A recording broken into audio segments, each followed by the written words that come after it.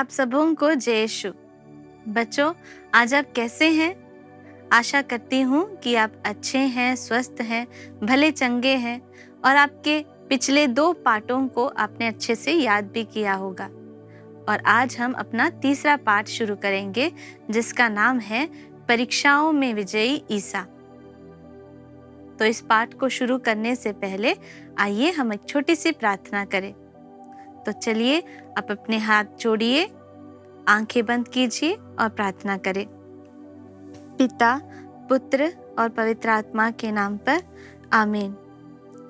हे पिता ईश्वर, जैसे आपने अपने पुत्र पर पवित्र आत्मा को भेजा, उसी प्रकार हम पर भी अपने पवित्र आत्मा को भेजिए ताकि हम सदा ही आपकी इच्छा अनुसार जीवन बिता सके।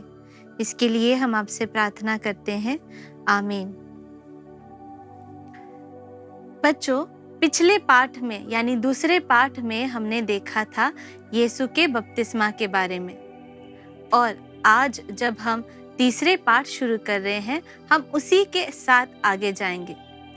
ईसा के बपतिस्मा के बाद वे पवित्र आत्मा से पूरित होकर पवित्र आत्मा ने उन्हें निर्जन स्थान ले गए। वहां पर ईसा ने 40 दिन और रात उपवास और प्रार्थना में बिताए। इसके बाद परीक्षक ने आकर उनकी परीक्षा ली। सबसे पहले ईसा को उन्होंने भूख लग रही थी, इसीलिए परीक्षक ने कहा कि इस पत्थर को रोटी में बदल दीजिए। तब ईसा ने उन्हें उत्तर दिया कि मनुष्य रोटी से मात्र नहीं जीता, बल्कि ईश्वर के मुख से आने वाले हर एक शब्द से जीता है। उसके बाद परीक्षक ने ईसा को मंदिर के शिखर पर ले जाकर उनसे यह बोला, यदि आप ईश्वर के पुत्र हैं तो नीचे कूद जाइए, क्योंकि लिखा है, तुम्हारे विषय में वह अपने दूतों को आदेश देगा, वे तुम्हें अपने हाथों पर संभालेंगे कि कहीं तुम्हारे पैरों को पत्थर से चोट ना लगे। ईसा ने तब उससे कहा, यह भी लिखा है, अपने प्रभु ईश्वर की परीक्षा मत लो। इसके बाद परीक्षक ने उन्हें ऊंची पहाड़ पर ले जाकर सारे संसार के संपत्ति को दिखाया और कहा कि तुम एक बार मेरी दंडवत करो। तब ईसा ने कहा, हट जाओ शैतान, यह लिखा है कि अपने प्रभु ईश्वर की आराधना करो। बच्चों, यहाँ पे जैसे हमने देखा, परीक्षक यानी शैतान ने ईसा की परीक्षा ली, ईसा को भी प्रलोभन दिया, लेकिन ईसा ने अपनी प्रार्थना, उपवास और पवित्र वचन से शैतान के प्रलोभनों पर विजय पाया। इसी प्रकार हमारे जीवन में भी कई बार हमें कई तरीके से प्रलोभन आते हैं, लेकिन इन सब पर विजय पाने के लिए हमें सिर्फ एक ही रास्ता है, और वह रास्ता है प्रार्थना, उपवास और पवित्र वचन पर आधारित जीवन। पवित्र वचन हमें ईश्वर ने इसलिए दिया है ताकि वे हमारे जीवन बिताने के लिए शक्ति दे सके, प्रलोभन पर विजय पाने के लिए हमें एक सही राह दिखा सके, हमारे जीवन को पवित्र कर सके, और किसी भी तकलीफ पर निराश हुए बिना ईश्वर की इच्छा जानकर, ईश्वर की इच्छा के अनुसार, उनके वचन के अनुसार अपने जीवन बिताने के लिए हमें शक्ति दे सके। इसी के साथ साथ हमें पवित्र वचन जैसे हम पढ़ते हैं, साथ ही में हमें परहेज और उपवास भी करना है। सीरो मलबार कलीसिया को हमेशा परहेज के मित्र कहा गया है। हम कई अवसरों पर, अलग अलग त्योहार पर, पर्व के अवसर पर हम परहेज करते हैं, जैसे कि ईसा के पुनरुत्थान पर्व की तैयारी में 50 दिन का परहेज, मसीह जयंती की तैयारी में 25 दिन का परहेज, माता मरियम के स्वर्ग में उद्ग्रहण के तैयारी में 15 दिन का परहेज, 50 दिन के परहेज शुरू होने के 18 दिन पहले 3 दिन का परहेज, और माता मरियम के जन्मोत्सव की तैयारी में 8 दिन का परहेज। यह सब परहेज आज भी प्रचलित है। परहेज के समय हम सिर्फ भोजन को त्यागना ही नहीं, बल्कि ईश्वर की इच्छा के अनुसार जीवन सुधारने के लिए, ईश्वर की इच्छा के अनुसार जीवन बिताने के लिए भी कोशिश करते हैं। परहेज के साथ साथ हम उपवास भी करते हैं। उपवास यानी हम ईश्वर के साथ वास करते हैं। तब हम इतनी प्रार्थना में लगते हैं, हमारे समय को प्रार्थना में बिताते हैं, ताकि हम हमेशा ईश्वर के साथ ईश्वर को याद करें, और इसीलिए हम भोजन को भी त्याग कर वह समय भी प्रार्थना में उपयोग करते हैं। उपवास के दिनों में हम केवल एक ही बार भोजन करते हैं। परहेज और उपवास के साथ साथ प्रार्थना करना भी अति आवश्यक है, क्योंकि प्रार्थना ही हमें प्रलोभन पर विजय पाने के लिए शक्ति प्रदान करता है। ईसा जानते थे कि हमें प्रार्थना की शक्ति जाननी है, इसीलिए हे हमारे पिता प्रार्थना जब ईसा ने हमें सिखाया, उसमें यह वाक्य भी डाला कि परीक्षा में हमें पढ़ने ना दे। और साथ ही साथ गेत्सेमनी बारी में जब ईसा प्रार्थना करने के लिए गए, तब उन्होंने शिष्यों से भी कहा, उठो और प्रार्थना करो ताकि तुम प्रलोभन में नहीं गिर जाओ। ये सब हमें यही बताता है कि प्रार्थना की शक्ति से ही हम प्रलोभन पर अपने परीक्षाओं में विजय पा सकते हैं। जब हम परहेज, उपवास और प्रार्थना करते हैं तो इससे सब पूरा नहीं होता। इसी के साथ साथ हमें दया और प्रेम के कार्य भी करने हैं।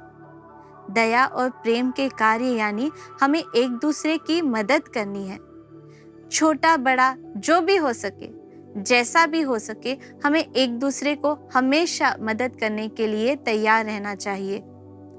जैसे कुछ छोटी सी चीज अगर हमारे पास है और हमारे पड़ोसी के पास नहीं है, तो हमें देने के लिए, भातृ प्रेम से उन्हें बांटने के लिए, साथ रहने के लिए हमें तैयार होना चाहिए। तभी हम ईश्वर की इच्छा के अनुसार अपने जीवन को बिता पाएंगे। और ईश्वर भी यही चाहते हैं कि हम हमेशा भाईचारे के साथ एक साथ रहे। तो बच्चों, जैसे आप एक दूसरे की मदद करते हैं, उसी प्रकार हमें अपने माता पिताओं को भी प्रोत्साहित करना है कि वे कुछ दान धर्म करें। जिस तरह जैसा भी हो सके, बड़ी चीजें या छोटी चीजें, जैसा भी हो, हमें एक दूसरे की मदद करने के लिए हमेशा तैयार रहना चाहिए। सीरो मलबार कलीसिया की उपासना विधि का चौथा काल है उपवास काल। इसे ईसा मसीह की निर्जन प्रदेश में उपवास और प्रार्थना को याद करते हुए हम शुरू करते हैं। यही काल हम पुनरुत्थान पर्व की तैयारी में किया जाता है, इसीलिए इसे बड़ा उपवास काल भी कहा जाता है। इस काल में हम ईसा के दुख भोग, उनकी मृत्यु और उनके पुनरुत्थान के बारे में हम मनन चिंतन करते हैं। पुनरुत्थान पर्व के 7 सप्ताह पहले यह काल शुरू होता है। इस काल के पहले रविवार को पेत्रता मनाया जाता है और इसकी आधी रात को उपवास काल शुरू करते हैं। इसके प्रथम दिन में हम राख लगाने की शुश्रूषा करते हैं और इससे हम बड़े उपवास काल में प्रवेश करते हैं। इस पूरे उपवास काल के आखिरी सप्ताह को पवित्र सप्ताह कहा जाता है। इसके रविवार को खजूर रविवार, खजूर इतवार कहा जाता है, जब हम यीशु के यरूशलेम नगर में प्रवेश की याद करते हैं। और इसी के साथ साथ पवित्र गुरुवार को, जिस दिन उन्होंने पवित्र यूकरिस्ट की स्थापना की, उसकी याद करते हैं। और शुक्रवार को उनके दुख भोग और उनकी मृत्यु की याद करते हैं। और इसका सबसे बड़ा दिन यानी पुनरुत्थान पर्व का दिन हम रविवार को मनाते हैं। तो बच्चों, जैसे हमने सुना, इस पूरे पाठ में हमें यही बताता है कि हमें प्रार्थना, परहेज और उपवास करते हुए अपने जीवन को बिताना है। इन्हीं के साथ और इसी से हम अपने जीवन के सभी परीक्षाओं में, सभी प्रलोभनों में विजय पा सकते हैं। तो मैं आशा करती हूँ कि आप इस पाठ को ध्यान से पढ़ेंगे, समझेंगे और अपने जीवन में परहेज, उपवास और प्रार्थना के महत्व को समझेंगे। तो इसी के साथ हम अपने इस पाठ के सारे प्रश्नोत्तर को भी हम सीखेंगे, सुनेंगे, लिखेंगे और याद भी करेंगे। तो आइए हम अपने प्रश्नोत्तर को हल करेंगे। आपका पहला प्रश्न है, पत्थर से रोटी बनाकर खाने के लिए परीक्षक ने प्रेरणा दी। ईसा ने कौन से ईश वचन द्वारा उस पर विजय पाई? इस प्रश्न का उत्तर आपको पेज नंबर 22 में मिलेगा, जो इस प्रकार है। लिखा है कि मनुष्य रोटी से ही नहीं बल्कि ईश्वर के मुख से आने वाले शब्द से जीता है। यही आपका दूसरा प्रश्न है, प्रलोभक शैतान पर ईसा कैसे विजय पा सके? इस प्रश्न का उत्तर आपको पेज नंबर 23 में मिलेगा, जो इस प्रकार है। परहेज, उपवास और प्रार्थना द्वारा आत्मबल पाकर ईसा ने प्रलोभक पर विजय पाई। आपका तीसरा प्रश्न है, सीरो मलबार कलीसिया में कौन कौन से परहेज आज प्रचलित है? इस प्रश्न का उत्तर आपको पेज नंबर 24 में मिलेगा, जो इस प्रकार होगा। ईसा के पुनरुत्थान पर्व की तैयारी में 50 दिन का परहेज, मसीह जयंती की तैयारी में 25 दिन का परहेज, माता मरियम के स्वर्ग में उद्ग्रहण की तैयारी में 15 दिन का परहेज, 50 दिन का परहेज शुरू होने के 18 दिन पहले 3 दिन का परहेज और माता मरियम के जन्मोत्सव की तैयारी में 8 दिन का परहेज। आपके इस पाठ का चौथा प्रश्न है, उपवास काल हमें क्या संदेश देता है? इस प्रश्न का उत्तर आपको पेज नंबर 25 में मिलेगा, जो कि इस प्रकार होगा। हमारे पापों के प्रति पश्चाताप करने और उनके लिए प्रायश्चित करके ईसा में नवजीवन बिताने में उपवास काल हमें प्रेरित करता है। और आपके इस तीसरे पाठ का आखिरी प्रश्न है, उपवास काल कब से शुरू होता है? इस प्रश्न का उत्तर भी आपको पेज नंबर 25 में मिलेगा, जो कि इस प्रकार है। पुनरुत्थान पर्व के 7 सप्ताह पहले उपवास काल शुरू होता है। तो बच्चों, इससे आपके सारे प्रश्न उत्तर के भी हल हो गए। मैं आशा करती हूँ कि आप इस पाठ को अच्छे से पढ़ेंगे, याद करेंगे, वचन पढ़ेंगे और साथ ही साथ आपके प्रश्नोत्तर को भी याद करेंगे। बच्चों, इस पाठ में एक सुंदर से एक छोटी सी गीत भी है। मुझे लगता है आप सबों को गीत भी पसंद ही होगा। तो पेज नंबर 26 में एक छोटी सी गीत दिया हुआ है, जो उपासना काल के संध्या यानी से लिया हुआ है। तो हम इस गीत को भी सुनेंगे, याद करेंगे और अपने मन में गाते हुए, जोर से गाते हुए ईश्वर की महिमा भी करेंगे। तो आइए हम इस गाने को, इस छोटे से गीत को सीखते हैं। धार्मिकता के कार्य प्रभु की प्रीति निरंतर पाते हैं, खाना पीना तज लेना यह सच्चा उपवास नहीं, ईर्ष्या क्रोध इत्यादि उपवास द्वारा तजते जाना है, ईश कृपा हम पाएंगे। तो बच्चों, ये गाना आपको कैसे लगा? आशा करती हूँ आपको अच्छा लगा।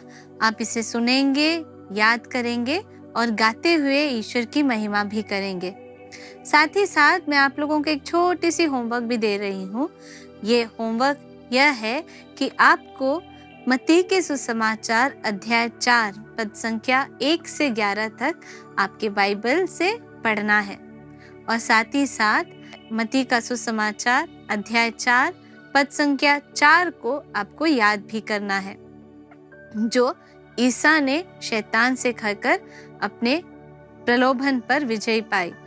तो आपको याद रहेगा, मत्ती का सुसमाचार अध्याय 4 पद संख्या 4 आपको याद करना है।